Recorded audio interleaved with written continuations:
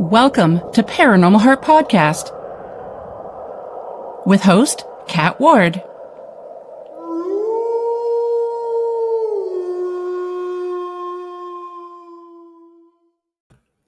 Hello everyone, welcome to Paranormal Heart Podcast, Paranormal Talk with Heart and Soul. Tonight's segment is pre-recorded, streaming on United Public Radio Network, 107.7 New Orleans and 105.3 the Gulf Coast, YouTube, and any place you find your favorite podcast. You already know I'm your host, Kat Ward. Thanks so much for hanging out with us today. So folks, my special guest tonight for segment 47 is from Quebec, Canada, Sabine Blais. Sabine is the founder of the Eastern Canada Sasquatch Organization and Organisation Sasquatch Québec. A lifelong enthusiast of Sasquatch and the paranormal, her curiosity began in childhood through shows like In Search of, Unsolved Mysteries, and was fueled by the famous Patterson-Gimlin footage. An avid outdoors woman, she combines her love of nature with her passion for research in the Gatineau Hills. Sabine also practices and teaches energy healing, explores pagan spirituality, and runs a craft business, the Sasquatch Trading Co. Tonight, Sabine will be discussing not only her humble beginnings with all things paranormal, but the upcoming first annual Gatineau Ottawa Sasquatch Conference that will be held August 23rd, 2025, which I'll be attending with a friend. So I am so excited that we finally have something Canadian here. So please help me welcome Sabine. Hello. Hello. Hi. It's so nice to meet you, and thank you so much for accepting my invitation. And folks, this is her first interview, so you heard it here first on Paranormal Heart Podcast. Hi. Well, thank you so much for having me here. It's my great pleasure. So before we get into the conference that's going to be coming up in a couple of weeks, actually by the time this is recorded, by the time this is released, it'll be just in a few days. So this will be released on the 19th, and it is on the 23rd for the conference. So can you tell us your humble beginnings on how you got into all this Sasquatch and paranormal things? Well, this started for me like in early childhood. I was growing up in the 1970s, and I saw the Patterson-Gimlin video of the Sasquatch walking, and that video back then was circulating quite a lot on television, and they were discussing it.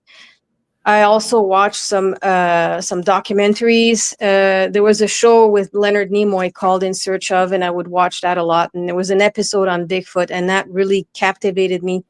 I started reading books on the subject. I was very interested in the paranormal. I like anything a little bit supernatural, like, haunted houses and cryptids and all that. So the Sasquatch thing really pulled me in. It was really interesting at the time. Bigfoot research back then was not developed like it is now. There was less information, but I tried to read as much as possible. So growing up, I kind of kept that interest, but I moved on to other things, and it's just only later in life that this came back to me, and I felt like, okay, now I need to do a little bit more and start doing some research myself, because in my region there isn't a whole lot, in terms of Bigfoot research and all this awareness and information in general. So that kind of motivated me to start doing this. Yeah, like I told you before we started recording, as soon as I saw on Facebook that there was going to be an event, I was so excited because, like you and I discussed, in Canada, we don't really have a lot of conferences like that. There might be some UFO conferences, but in the States, true. Oh, good grief. There's paranormal, Bigfoot, like there's everything in the States, and it's about time that we have this. So thank you so much for starting this. Absolutely. Yeah, there is a need, like we were saying. Like I find in terms of Bigfoot Sasquatch in the eastern part of Canada, there's a lot of gaps. Like in Quebec, it's very little discussed. I think there's a lot of fear of ridicule. The subject is kind of taboo. Nobody wants to talk about it because people are afraid of sounding crazy. Yeah. There's also a language barrier. In Quebec, it's mostly Francophone. Some parts of Quebec, people do not speak any English, and all the information's in English because it's all either American or it comes from British Columbia, like Western Canada. So there isn't much information in French really. So I think there is a need to do something bilingual, do something from the province of Quebec. There's a huge amount of Bigfoot sightings in Ontario, especially Northern Ontario. There's a lot of sighting reports. There's active organizations in Ontario. We don't hear much about them or at all. There's a lot of like hidden, invisibility. It's not seen enough. So I think so. People think it's just not there. When I tell people there are Sasquatch in Quebec, there have been sightings. I've noticed some signs in Gatineau Hills. That's where I do a lot of my research, and people are shocked. People never realized that we could have this here in Quebec, So that's part of the awareness. So the conference is going to help a lot. It's going to bring people in. And I'm really happy it's a bilingual conference too, because as a lot of my audience know this, and I told you I'm originally from the East Coast. I'm Acadian, so I do speak French, but I lost a lot of my French. So it's really it's great that you're doing something in bilingual, because like you said, there's not a lot of Bigfoot research in French. So let's hope that this will be the floodgates will open now. Let's hope. Exactly. And my organization, well, I actually started to really represent the Francophone. I started the Eastern Canada Sasquatch Organization, and I do the Quebec one, was this Organisation Sasquatch Québec, is just to really represent all over Quebec, because the French language is important. But I find is also very important in the subject of Bigfoot Sasquatch is the emphasis on indigenous culture, because working with indigenous groups and listening to the tribes and listening to their ancestry, their ancestral knowledge, they have a lot of oral tradition that's passed on. And of course, in pre-colonial times, when there was just, First Nations everywhere, they had a lot of sightings, they had encounters, they may have traded with these beings, so I think it's important to listen to indigenous people and their culture and work with them. That's what I like to do a lot, is to stay in tune with that, because it's very important. It's part of connecting with the land also. So there's that whole aspect that's important. Yeah, I had Thomas Seawood. Oh, is that how you pronounce it? I'm sorry, Thomas, if yes, I butchered your Tom last Seawood, name. yeah. Seawood, yeah, on the show, and he spoke about how if anyone Indigenous out in BC, for example, experience Bigfoot in the forest, they'll just say, "Hello, brother. I wish you well, in peace." There's just so much of respect for he refers to them as people. Yes. Another tribe, yeah. And I really like that approach, because I feel that if a lot of people had that same approach, there wouldn't be so many aggressive encounters with Bigfoot, because I do believe that it's also your intent, and they know what your intent is. They know what your energy is. Absolutely. Yeah, absolutely. And that's another thing, like in the scope of my research and my organization, I align a lot with the native indigenous beliefs regarding the Sasquatch. I view them as very sophisticated hominids. They're much more human than animal. I consider them people. They are tribes of people. They're just different from us. I know a lot of researchers, especially in the States, they seem to believe that they're animals, and we can just run after them and chase them around. And my approach to them is peaceful. It's also friendly. When I go in the woods, it's the same thing. Is just to put out a peaceful intention and be respectful, because that's their territory, it's their land, right? And until I have proof of the opposite, as far as I'm concerned, the Sasquatch, I consider them people. There are people. They have a very sophisticated intelligence. I think that they understand symbols. A lot of the structures I found out in the Gatineau Hills, it's not just a big house for a Sasquatch to curl up and sleep in. There are actually a lot of geometric shapes. They look like symbols to me. I found a lot of X's, a lot of bowed, arched trees. Yeah. people will say that, well, it's just the weight of the snow, but the way that the tree is bent, it's hooked. It's literally hooked. It's someone with hands. The trees, some of these trees are quite big. It's hard to bend those trees, and they're bent, and you can see that they're hooked. It's almost like they're tucked in. And how high up would that be? Sorry?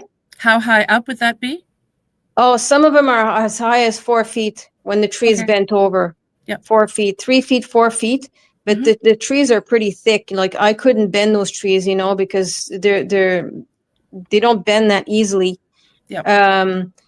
And since I go into different areas in the Gatineau Hills, I cover like a very large range of different territories and terrains. I go up in the mountains, I go closer to the city. Some of my areas are suburban, even within the city limits of Gatineau, and sometimes I go like pretty far out north. And I find similarities. I find very similar structures. I find the similar bent trees, bowed trees. I'm finding broken branches. Some thick branches like trees. You can see that the tree was snapped. It wasn't chopped or sawed. It's like it was broken pretty high up, like say at a height of 6 or 7 feet, and the tree is snapped. No one is strong enough to bend and break a tree like that. So that's a clue also. There's not proof, but it's definitely something worth noticing. I found some twisted branches also. So you find those, and I'm finding like patterns in some of the structures I find. So clearly, like they do that, and they make these geometric shapes out of certain branches and things. So they understand symbols. That's what it tells me. They communicate. They're putting up road signs. They're putting up, it's almost like a form of writing. Have you determined yet what these what these symbols represent? Some of them are obvious, like the X, for example. To me, I interpret that as do not cross. Another thing I've noticed is that they tend to take an entire tree, like a tree trunk with the branches. Like some of these trees are big, and they wedge them between two other trees. The tree is like kind of wedged, form almost like a fence. It's almost like a way to kind of block access, do not enter. So those are the most obvious ones. Others I'm not sure exactly what it would mean. That's why I need some more outings and get a feel of it. A lot of the indigenous people, they say that the Sasquatch are telepathic, that they have telepathic abilities. They can mind speak. They're very, very sensitive with energy. I've noticed that too. I felt watched. I felt I'm hiking in certain trails, and all of a sudden I feel a pull to go a certain direction, and don't go there, go here. You feel watched. I've smelled them a couple of times. I think they were like not too far. They're very observant. They watch you. They hide. If you're not aware of their presence, you'll never know they're there. I go there with that awareness, so I know what to expect and I know what to look for because I pay attention. I find a lot of this has a lot to do with just paying attention, and you'd be surprised how close they come. Yeah, I wonder how many times I've been walking out in the woods in my lifetime and didn't even know one was there. I mean, so many people are like, well, there's no, they go out in the woods all the time and they don't see anything. And I tell them, it doesn't mean they're not there. I mean, how many times have you walked in the woods and actually seen a deer or a raccoon in the woods? They're there, but you're not going to see them. So it's the same thing with Sasquatch. They're watching you. Yeah. And just the fact that they intentionally stay quiet, they strategically avoid humans. They keep a certain distance, yet they remain very attentive and observant. Animals don't normally do that. I've come across a bear in Gatineau Park, and believe me, the bears, they're you can hear the snapping, the crunching sound, and then they're running off. Like, black bears are very skittish. We're very lucky. We don't have to deal with grizzlies, which is why I'm able to hike alone, because otherwise I wouldn't go out there. We don't have to deal with big cats, and we don't have to deal with, grizzly bears, but bears in general, you can hear them. They're not going to just stay quiet and strategically, observe you and stay out of sight. Animals, when they're running off, they're running off. They don't care. They're making noise and they're just running, So yeah. Oh, So much there's respect. a certain method. Go ahead. Yeah, they have a certain method of remaining in stealth That they and do. staying quiet. Yep. Yeah. Much respect to you for hiking by yourself, because I don't think I'd be brave enough to do that. Yeah, I find it's better for a lot of reasons. When you hike alone, there's no talking. Mm-hmm. You can hear better. You can hear different sounds. I always keep my ears and I follow my senses. I check for smells and I check for sounds. When you're with someone else, often you hear the other person's footsteps. There's going to be some talking. It's inevitable. You're gonna be, even if you're whispering, it's distracting. Mm-hmm. I like to be completely in tune with my surroundings, and also pay attention to other noises. Yeah, and I feel that if you're by yourself, your senses are a little bit more heightened as well. So you're going to be able to maybe hear or smell something that you might not have noticed before with somebody else with you. Exactly. Yeah, exactly. And the first time I have smelled the smells, right? That was last fall. It was in September, and it was actually not far from where I live. I live in the town of Gatineau. I live at the edge of the forest of Gatineau Park. I live right next to the an old farm. I don't know if you know the Moore Estate Farm.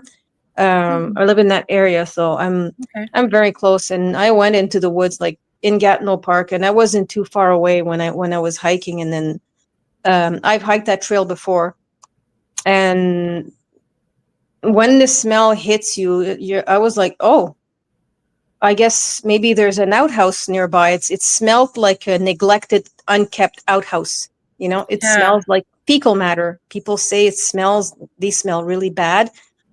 There's a smell of something that died, a little bit mixed in it. Mm-hmm. And the smell was like, oh, what's that? Like, oh, I was like, it threw me off. It just throws you off, And it gets your attention. Yeah, it smells like, okay, something died nearby, but I walked like maybe just, I don't know, maybe 20 feet, and then the smell's gone. Wow. And then I turned around and came back, and the smell was still there. And then, so it was just like a specific pocket where that smell was. And then further down, when I went further ahead in the trail, I went to the end and I turned around and came back. And I was like quite a distance from where I originally was. And then, oh, that smell again. It was just 1 second, but just enough to let me know it's like whatever's creating that smell, it's not far from me. And I was like, oh, there's no outhouse where I was. There's no, so that was just interesting. Sounds like it was probably following you. Probably that's what it felt like. It felt like another time I smelled them, and it was a different smell. It did not smell like that. It smelled more like an equine odor, like horsey. It smelled like a barn. Yeah. Those are the smells that I've picked up. And I went to another area. I was actually inside Gatineau Park, because I go inside Gatineau Park, then I go out further north beyond, I tried to vary my places. And yeah, I've smelled that a couple of times, not too often, but last fall, these seem to be more active in the fall for some reason. Because during the summer, it was like, yeah, I got some signs. I've actually got something weird on camera in a video. I actually got a frame from that video, and it's like, okay, was that you see a dark head in the trees that wasn't there previously? Yep. So, but the smells are peculiar, and for in terms of vocalizations, there's very little. I've heard some whoop calls. It does not sound like Ron Moorhead's. I don't know if you heard his recordings, it's like the whoop, that kind of AP thing. Yep. It sounds more like a very soft howl. It's like whoop, and then it stops. It's like very, very low key. They're quiet here. They seem to mimic owls. I find that I was out in broad daylight, and you hear something that sounds like an owl, but not quite, know. And I've actually recorded one of those. Owls aren't usually out during the daytime. Sorry, go ahead. You recorded? Yeah, that too. Like it was in broad daylight, and you're hearing something that sounds like an owl, or I'm hearing this kind of odd howl. It sounded like a whoop, but not the full extent like what you hear in the recordings in the States. Mm-hmm. It's like very soft. It's like they're trying not to be noticed. So I don't know. I've heard that 2-3 times, and I'm waiting to see if I hear it again so I can definitely try to figure out. I've heard coyotes. I've heard wolves. I've heard some large animals. In Gatineau Park, we don't have moose. Mm-hmm. It's not often moose come here because it's too close to civilization, you know. It's not like Algonquin Park, you know, which is bigger. They have more variety of animals. You have some more remote areas, but so it's just interesting, you know. These are things that are worth noticing. So when you had the smells, because you also do energy work, did you actually pick up on anything? Did you I'm trying to put the words together, like did you sense any like intuition? Yes. When I smelled the smell the first time, actually the horse thing happened the first time. I was bent over because I found a wedged tree where it was previously not. Mm-hmm. And I'm like, okay, what's that tree doing wedged there, you know? Those things are big, they're heavy, they have branches, and it's like clearly wedged, you know. You have to be big enough and strong enough to lift that tree and just hook it there, you know, kind of like lean it onto other branches. And then I noticed on the ground looked disturbed. I didn't see any clear footprints. I can't say there were footprints, but the ground was kind of shuffled, like someone was shuffling or dragging. Okay. And that kind of weird track went into the woods next to a beaver pond. It kind of disappeared in the trees, and I just went and I bent over to look at this wedged branch and figure out who put that there and why. And it's when I bent over and I got this horse smell. There are no horses. There's no barn. There's no riders nearby. There's no farms in the area where I was. There's none of that. So I'm like, okay, I knew right away that horse smell was completely out of place. That told me there's something somewhere that left that smell. And it was very odd. Bears don't smell like horses. No. So, you know, it's just question marks. It's like, okay, you know, the hint is there. But the weirdness and saying, okay, this doesn't look normal, you know. Mm-hmm. So it's just take note and document. And I keep a log of all my outings. When I go out, I take a lot of pictures and videos. Mm-hmm. And when I go home, I review footage and I review everything pretty much as possible. And it's always after I notice things in pictures. I've spotted a couple of things, a couple of anomalies in the video. So it's I just document and save everything. And so eventually you can piece things together. You know, it's like a puzzle, and it helps to identify patterns, you know, things that resemblances from one region to the next. You're finding common things. Mm-hmm. And with others also. I have a friend of mine who's out in the region also, and she's gotten things that look similar to what I found. So you'll see meet everybody at the conference because we're all going to be there. So that there's going to be a lot of, I think, some similarities in certain observations. Well, I find that I've said countless times on the show that the thing with paranormal, and when I first started the show 7.5 years ago, I thought paranormal was just ghosts. But then I realized, no, it's cryptids, it's UFOs and aliens, high strangeness. It's all, I call it the paranormal garden because you can have many different types of gardens. You can have a rock garden, a flower garden, you know, something for food, but they're still gardens. And it's like that with the paranormal, you know, they're different, but they're still paranormal. But the thing that fascinates me the most is no matter where you go in the world for generations, people are talking about the same experiences. And, you know, like for Bigfoot, you have Yowie in Australia. There are similarities. There are also some differences too, but the similarity is just uncanny around the world. So something has to be happening. Definitely. Yeah. There are a lot of resemblances and a lot of things that seem to resurface. Mm-hmm. People who say, well, we've never found any bones or skeletons. Some people say, well, we found fossils of dinosaurs. How come we never found bones of that? Well, first of all, a Sasquatch is not a dinosaur. It's not the same thing. And second of all, like a lot of people will advance the theory that they're people and they may bury their dead like we do. Like we bury our dead. We have a concept of funeral and afterlife and the whole emotional grief that goes with, death. If they are evolved and sophisticated hominids, they're advanced enough. Like I think they are. I think they're actually more intelligent than we are in certain ways. They're much more adapted. Why would they not bury their dead? I don't see why they wouldn't have like a concept of the afterlife and an understanding and go through the same process as we do. Yep.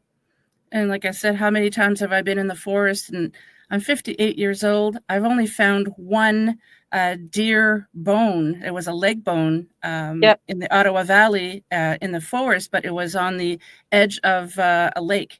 So there's water there. So and that was several years ago. I've only seen that once in my lifetime. So it's not so unusual to say, no, we've never found any remains, because I've never found bear remains or anything like that. And I know they're there. Yeah. Well, they also over time, I guess they disintegrate, So you walk in same for me. When I walk in the forest, I don't see the ground is not littered with skeletons and kill sites and skulls. Yeah. Yeah, exactly. Once too, I went to Réserve Faunique Papineau-Labelle, and there too, I found like some remnants of a deer. I found some deer bones, but that's not often, and it's not common, not that common. So yeah, exactly. I haven't been out in the woods in a long time, but I've only found one leg bone of a deer in all my times. So yeah, so fascinating. So when people talk about Bigfoot in the United States, depending what part of the states, they have different temperaments. Some locations they seem to be docile. Some locations they seem to be really aggressive. They have different appearances. They could have different fur colors. Is it like that in Quebec too? Do you know? I would say yes. It's hard to tell because there's not a lot of there's not so many sighting reports, but my first initial answer would be yes. There's different kinds, and I've read all the reports that are out in the States and out Western Canada and everywhere else, like the types of descriptions that witnesses give. And I'd be inclined to think that there's many, many different subspecies of Sasquatch. There's different types of hominids, which is why there's so much discrepancy. Some people see them as very apish, more animalistic, Yep. Others see them more, they have human faces. Some people have heard talking in the woods. They hear voice like talking, not just growls. So I think it's just because they're so different. There's a big variety. There's a lot of diversity among them. Some people see different hair colors. Some people see the different behaviors. I guess each one would react more differently depending on what they are exactly, the variety. Aggressive behavior, that goes with the situation. I think maybe some would be more prone to be aggressive. That's something honestly I don't know. I know that if you don't respect them, you can expect, and you're always trespassing. Of course, we go in their woods, we're basically trespassing, right? So yes, they may not like that. And I think it's if you take their food, that will trigger them a lot, a lot of the aggressive encounters, you'll see the person was either picking berries or fishing or hunters, those are the ones who seem to have the most how can I say, unwelcoming reaction from them, the standoffs and everything. So I think if you go in their territories and you start taking their food, you can expect that a little bit. But it depends if they have young around too. That too. Yeah. That too, especially if you're close to their families and stuff. That I can imagine that, and definitely. But the diversity amongst them, yeah, I would say yes, there is a diversity, because you see some scientists in the States, they're going to say that they're animals and they're descended from a prehistoric giant ape, Gigantopithecus, that theory, so they're animals, and they're they live like animals, and they basically breed, and they have mating seasons like animals and stuff. And I don't know if that's the case. Maybe some of them. I don't know. I don't view them like that. And the way they're able to pick up on your energy, they sense energy. I know that they're very, very, they're very intuitive beings. So I think they're just too intelligent just to call them animals. They're much more complex than that. Yep. Yeah, they're much more complex. So go ahead. No, that's okay. Oh, so I had another guest from BC, Chucky Danger. He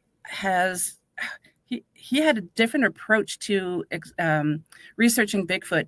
He believes that they can see UV. So he has actually shown how there's a lot of things that we, like leaves or plant life, under the proper lighting, they actually glow, which is pretty fascinating. He feels that Bigfoot can actually see, not just like we do right now, but they can see in ultraviolet light as well. And I found that was really fascinating. Yeah, that is interesting. Yeah, it's a different approach. Yeah. Yeah. So when I was a kid, we used to hear about Bigfoot, but they didn't have all these abilities. They were just a big, hairy ape, maybe. But now, all of a sudden, people are saying they can teleport, they can camouflage themselves, kind of like the Alien and Predator movies. The Predator, when he can, you could see a little shift in the trees or whatever, and that's when you realize, oh, something's kind of invisible. Some believe that they're aliens from a different planet. Do you believe all that as well? Like, why all of a sudden they went from just a simple ape to all these abilities? Do you have any opinion on that? Well, I think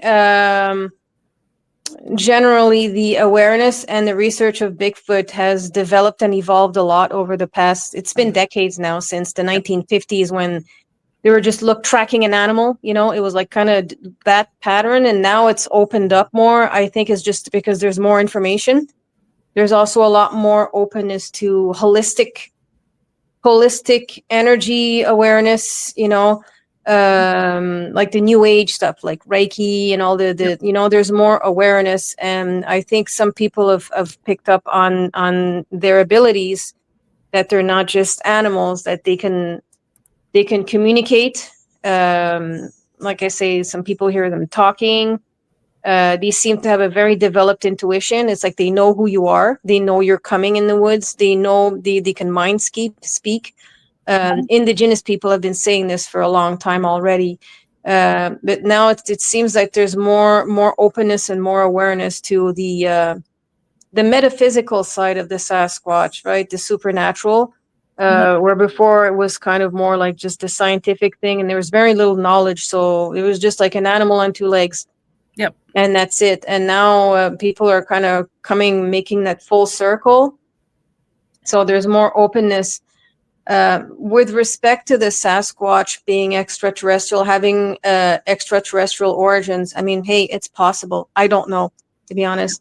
That's the best answer I can give, but I'm open to the idea, because it would make sense as to why there's something so unusual about their abilities, their capacities, especially with the intuition, but also their understanding of things.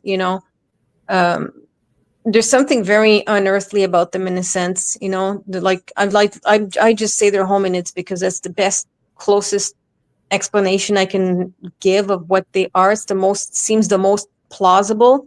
But there is something otherworldly about them. So I've seen and read about that, people saying that there may be some extraterrestrial origins, and it's possible. you know. I don't refute that, and I don't think that's weird at all. I honestly don't know. Like I say, it's possible. I haven't explored that too much. I'm still there's so much information. There's so many things to figure out, you know. Yeah. So, For sure. what I've heard a lot also is some people saying that the Sasquatch is an interdimensional being, that they can shift between dimensions. Hey, that too for me is very possible. It would make sense that they can cloak themselves. Somehow they can dematerialize. I've read some witness reports. Actually, one was here in northern Quebec, and a couple other were in Yukon, where witnesses saw a Sasquatch. They saw the being, and it literally vanished in front of them. It's like they can dematerialize. They see the Sasquatch becoming transparent and just kind of like vanish. And this was also reported in the States. So actually, there's this Bigfoot researcher in the States. I think he's very, very good. His name is Tom Powell. He's in Oregon, and he's written books on this subject. And his first book, okay, my mind just blanked. The Locals. There you go. That was that book I read. Highly recommend that book. And he dedicates almost a whole chapter on that. It's like these abilities that they seem to have to either disappear, vanish in front of witnesses. They seem to move across dimensions. They can move in stealth. Also, the strange thing with them is about people finding only one footprint instead of finding tracks. You know, some people they find just one footprint, or they find a set of tracks and then they stop in the snow and then there's nothing else. Yeah. There's no sign of of them turning around or going in another direction. The tracks stop and vanish. It's like there's nothing. So that's interesting, you know, and it wouldn't surprise me. It wouldn't surprise me that they can do this, you know. They're I don't want to scare people with that word, but you know, I think there's something somewhat magical about them, you know, with their abilities in terms of like from a metaphysical standpoint, you know. It seems to me that they understand the concept of shifting energy. You know, they can shift energy around to achieve a certain effect or result, you know, which is, you know, in my books, that's like a magical process, right? That's like a spell. Yeah. I'm a pagan myself, so I understand that. Yeah. So, yeah, it's interesting. It's sure interesting. Is. There's a lot to learn. And I think they are going to teach us, you know, they're teachers, they're guiding us. Once we're ready. Yeah, exactly. And I think us humans, you know, we're behind them, you know, to be honest. I mean, you look at them, they can live outside all year round. They're outside 24/7. They don't wear clothing, you know, they're perfectly equipped and adapted to live in extreme conditions with very little, you know, they hunt with their bare hands. They don't need to make fires. They don't make fires anywhere. Even in winter, you know, they're perfectly adapted. You know, they have their things, you know. So do they come and go between this dimension and another one? Maybe that would explain the disappearing thing. There's so many questions, you know, there's a lot to learn. There are researchers in Australia who believe that Yowie and Bigfoot, when they can teleport, it's a learned thing. The children don't know how to do that. So that's why sometimes if you see there's a family and they're just like, why didn't they disappear? It's because they're not going to leave the children behind because they haven't learned how to teleport yet. So I thought that was a very interesting outlook on that as well. It was the first time I heard of that. Kind of makes sense though. Yeah. Yeah, that is very interesting. Actually. Yeah, and it was really, oh, go ahead. Yeah, I was just it's funny what you just said reminds me about how in California also they found, was it something like a UFO or a shipwreck of some sort? There was something in the ship that there was something about a Bigfoot or a Sasquatch that was seen and they were wearing something. Anyways, I can't remember the story, but I think there were some signs, and they found some links between UFOs and Bigfoot. Like in the States, David Paulides, he was big on making that connection. How there was where in areas where there were a lot of Bigfoot sightings, there was a lot of UFO sightings as well. It's like the two were tied.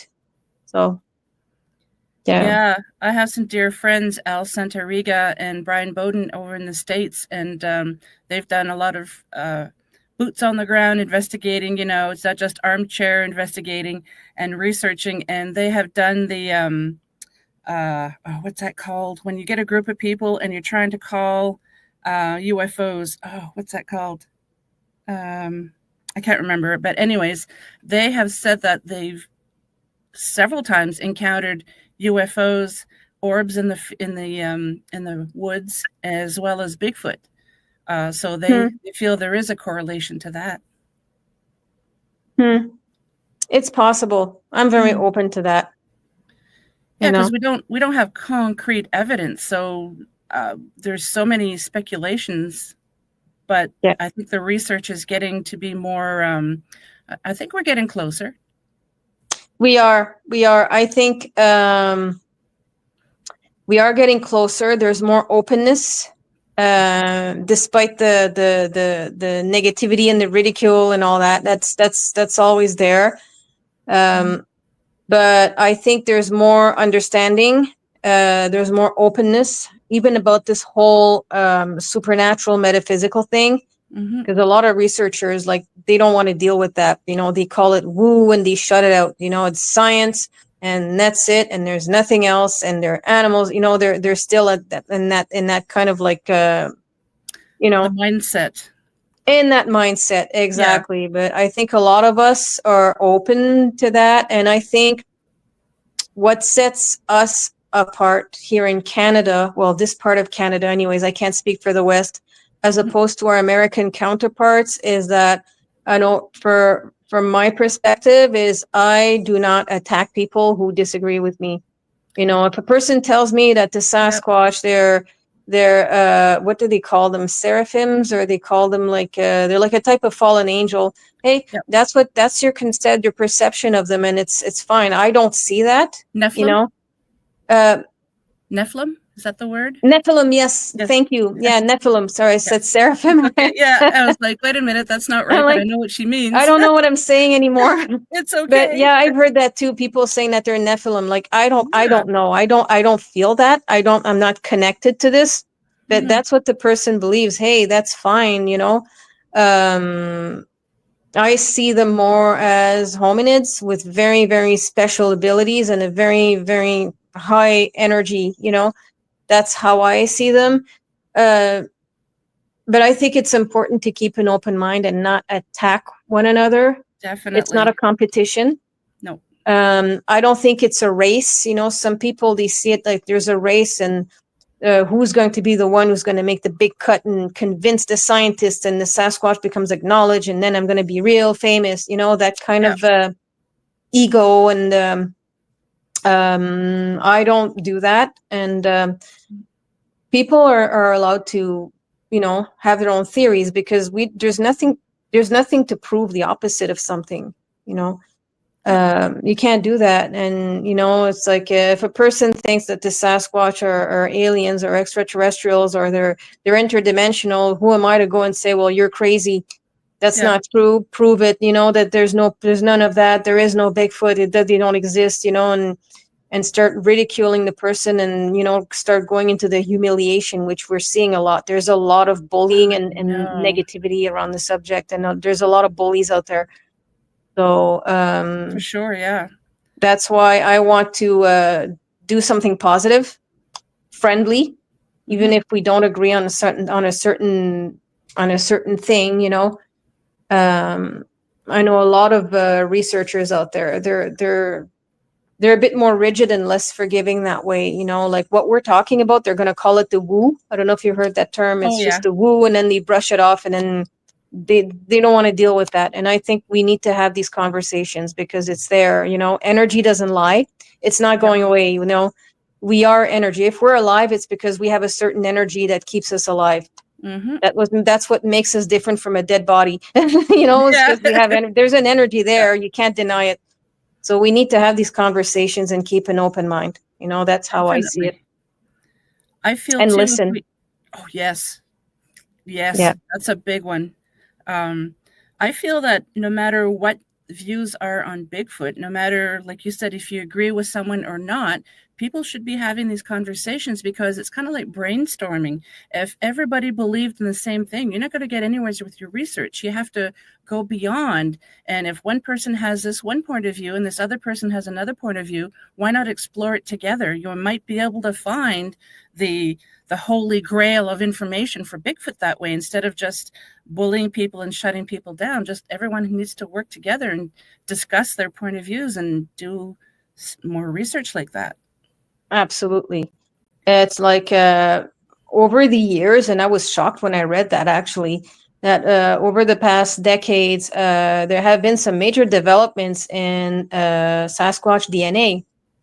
And there were some scientists who actually came up with sequencing of the DNA of a Sasquatch based on some possible samples. Actually, Melba Ketchum did that, and David Politis, and they received death threats for it.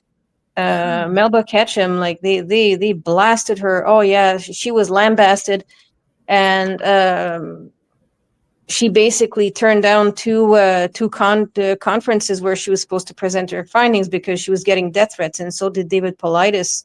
Yeah, they threatened him. That's how bad it was during the 1990s. And on the subject of DNA, I mean, if you come up with the you sequence Bigfoot DNA or Sasquatch DNA, and your findings tell you that the Sasquatch are hybrids, because that's what they found. That's what David Politis was saying, is that the Sasquatch is a human hybrid. They have human genes, and they're mixed with another unknown hominid. That's what they came up. And if I don't like your research, well, I guess I'll just say, well, I don't agree with you. That's all. And just move on and try to do better, find something better. I'm not going to go and threaten to kill you. It's like, stop talking or else, and destroy your reputation. Yeah. And there's been a lot of that, but there has been some advancement in the Sasquatch DNA, but there's so much fighting over it. So I think it was kind of abandoned. Melba Ketchum's research, I mean, some people say it worked and some scientists were able to reproduce it. But I think there's so much hostility towards her. Even now, there's so much hostility. You just bring up her name and the anger, the big reaction, people refuse to talk about it, which is, it's like, again, we need to talk about this, Yes, like it or not. I mean, and if you find that people start talking about something that they don't agree with, maybe they'll either prove or disprove what that other person is believing and move on and look, research some other aspects. You don't need to be so aggressive, It's know. the aggressivity, it's like, Yeah. No, for me, it's important to just stay calm and peaceful and just do your own thing, leave other people alone. It's not that hard, It's like the Sasquatch also, I'm not one of those people who's gonna pick up a gun and try to shoot one to end the debate like some people want to do. It's like, no, we're not doing that. Again, my approach is peaceful, respectful, and I think there's room for some, you do this with some positivity. I think it's going to open a lot of doors. It pays off in the end. And just being patient. It's not every day you're going to go out there and find something. I found something because there's nobody out there in Gatineau Hills or Gatineau Park like actively researching in my neck of the woods. But, you have to be patient. Definitely. Yeah. We have a few more minutes, and I'd like to talk about the conference and who your speakers are. Yes. No, you have some great speakers. I actually ended up with more speakers than I expected. Oh, so that's good. The day is going to be very busy. It's going to be speaker after speaker after speaker. It's like kind of back to back like that. A lot of my speakers, it's going to be their first time speaking at a conference. We have people from Ontario and Quebec. So the speakers are to begin with, there's Derek Martin, who's from London, Ontario, and he's the co-founder of Bigfoot Canada. And then we have Lindsay Cote, who is from Témiscamingue in northern Quebec. Him and his wife are coming. They are artists and Indigenous elders, and they will also perform the opening ceremony. Nice. We're doing a smudge, and then they're going to do some drumming songs and, bless and inaugurate the event. After Lindsay's presentation, we have Silverlink's photos. Her real name is Kit Labrosse. She is a wildlife photographer, and she's from right here in Quebec, in the region. She's in the Eastern Outaouais region. Yep. Petite Nation, and she's going to be sharing her findings. She has some fabulous photos, so she's going to have a lot of content to show us. And then we're going to break for lunch for half an hour. And when we come back, we are going to have Ontario Sasquatch, which is going to be very prominent speakers is Peter Smith and Christine Burns of Ontario Sasquatch. They are coming from North Bay. They have been doing research and witness investigations for at least over 10 years. And they are also Indigenous, so they have that background, Their approach to the Sasquatch is very peaceful. Also, they work with intuition, so they have a lot of members. And after, we are going to have Kevin Tracy of Seeking Ontario's Bigfoot. He's coming from Niagara. And his organization is affiliated to Ontario Sasquatch, but they're in southern Ontario. He's going to come and share his findings with us. And then we have Deborah Lecht, who is also from Bigfoot Canada. She is right here in Ottawa. She's our Ottawa researcher and experiencer. She's also a Métis. She has a craft, her craft venture called Lollies and Button Bites, and she is going to talk about her experiences with the Sabi. That's how they call them. And we'll have Sunbo, a true brother. I've heard of him. Yes. He's an author. He's written a lot of books on the subjects. He's been doing this for a long time. He's also an Indigenous elder and a shaman. So he's going to bring a lot of content and a lot of input. So it's going to be a very good lineup of speakers. And it's going to be exciting. At the end of the day, if there's time, we're going to do like a town hall meeting where we're all going to sit together. So the audience, whoever's in the room, will have a chance to talk, share experiences, or ask questions. Oh, that'll be nice. There's going to be plenty of time for people in the room to ask questions to the speakers. But there's going to be question periods. There's going to be some breaks between also. So people want to share something, come forward. If there's witnesses who want to talk to any of our speakers, like, feel free.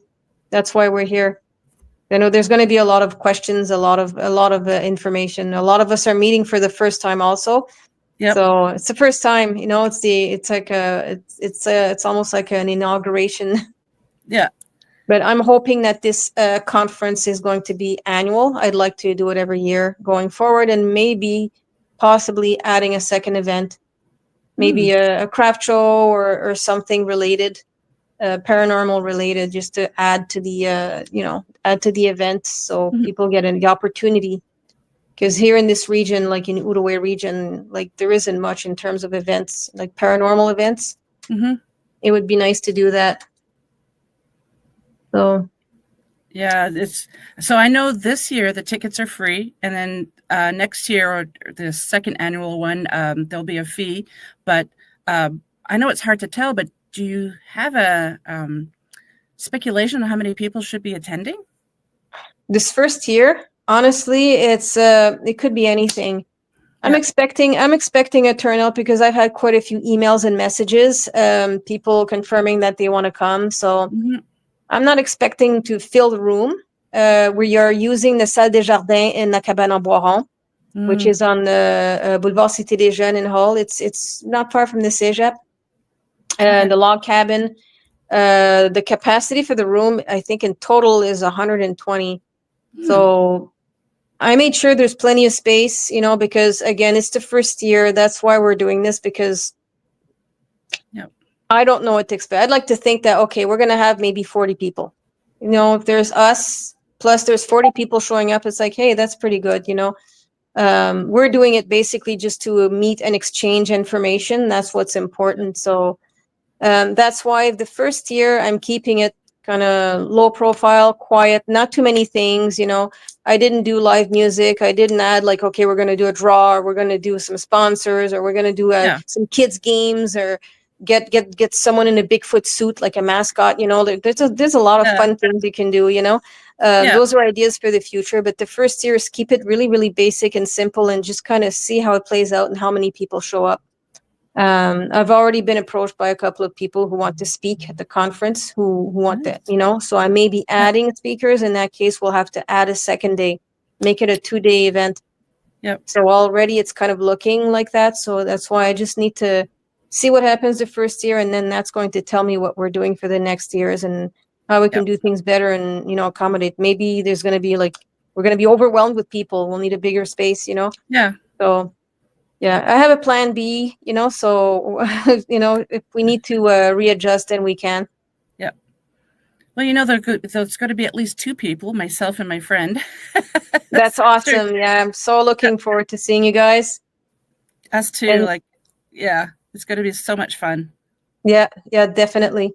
Yeah, so yeah, I know there's a lot of people who are showing up at the conference also. So we're going to be meeting a lot of different people, and I think that's going to generate a lot of knowledge, a lot of awareness, and I think there's going to be some surprises. Yeah. Well, I really hope this segment brings more awareness to the conference, and because I have people all over the world that listen to the segment, so it'll be really nice if people are able to attend this year who didn't know about it before. So I think that'll be exciting. Yeah, definitely, because it's our first, Yeah. And I think a lot of people who would have liked to attend this never had the chance because, there's no such event. And that's why I think down the road, it's important to maybe add a second one, something paranormal, we could do like a little paranormal fair or something and add some vendors, and, there's a lot of things we can do from then on, because I know there's a lot of paranormal groups like in Ontario. There's a lot of here in Quebec, not as much for some reason, but Oh, really? Huh. I don't know of any ones. Do you know any paranormal groups on the Quebec side? Like, That's a good I don't question. know any. No, I don't. I'm sure they're there. I just haven't really heard of any. Yeah, we don't know about them. If they exist, we don't know. I've never heard of any. So it's kind of like a dead zone here. That's why I'm trying to put something, something is better than nothing. Make something exist, anything, Yeah, exactly. So, yeah. So, but I know here in Quebec, there's a researcher by the name of Yvon Leclerc, and he did a lot of research with, he's a cryptozoologist. And he went to Mont-Valin, and he found, he was called because some workers in that mountain in Saguenay found like huge footprints. There were 18-inch tracks. And for a Sasquatch, 18-inch, that's really big. That's twice my foot. So yeah, they were huge, and he took some casts, and he did some appearances, he did interviews and talked about it in French, of course. But I've never heard from him. I went looking for him. I can't find him. So it would have been nice to touch base with him and have them come to the conference. I don't know where he is. I hope he's still alive. Yeah. If he is watching this, or people who know him are watching this, please reach out to us and let us know if he's okay. Yeah, it would be nice, Yeah. And any paranormal investigators in Quebec, please let us know.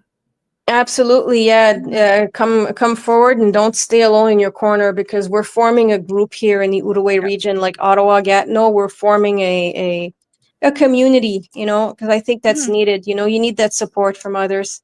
I think it's so important, Yeah, because it's I've mentioned this a lot too, because it can be very stressful and cause a kind of a PTSD effect on people who have these experiences, and their loved ones don't believe them. So so if they can talk to like-minded people, or just people who won't judge them, that's that really helps out so many people. Oh, that makes a big difference. Yeah. Yeah. Like I've never had a live sighting of a Sasquatch yet. I've spotted some things on pictures and videos that I took like afterwards, but I've never had an actual sighting.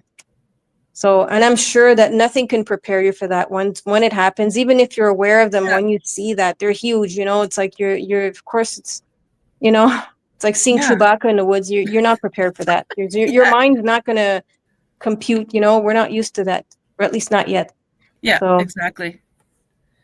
Well, thank you so very much for being my special guest on this segment. I really appreciate it. This was so fascinating, and I really look forward to meeting you on the 23rd. And could you please tell the audience where they can find you? Well, I have a blog. The blog is ECSO-Bigfoot.blogspot.com, and I have one for Quebec also. So it's OSQ-Bigfoot.blogspot.com. You can also send me an email, ecsobigfoot@gmail.com. I have a YouTube channel, which is also called ECSO Bigfoot. And I think I sent you a link to the webpage. We have an official webpage for the conference, which is it's actually posted on the blog if you look in the link section. And of course, I have a group on Facebook. If you search Eastern Canada Sasquatch Organization, I have a little group there. Oh, yeah, that's probably the best way. I have pages also. If you type up and search Eastern Canada Sasquatch Organization or Organisation Sasquatch Québec, you'll find that. So, yeah, Excellent. I'm all over the place. Yeah.